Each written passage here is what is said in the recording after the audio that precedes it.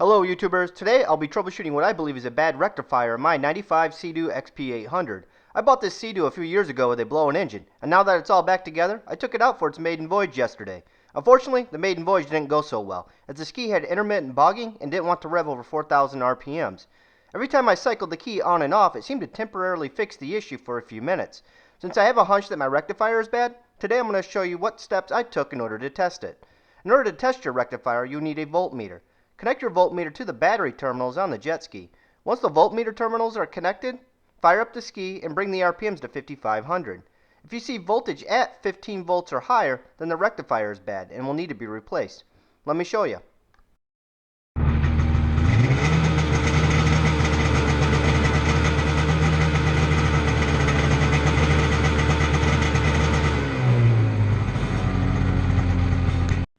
Now that I've diagnosed my rectifier as being bad, it's time to replace it. The rectifier is located inside the MPEM. You will need a flathead screwdriver, dikes, and a 10mm socket and ratchet in order to replace it.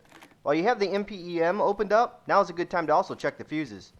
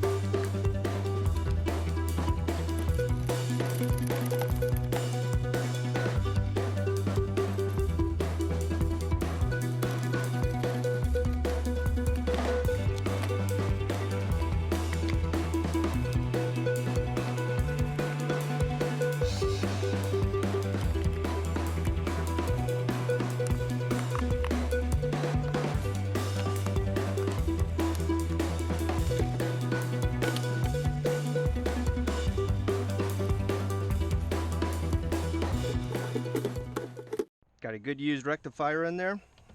See if it fixes it.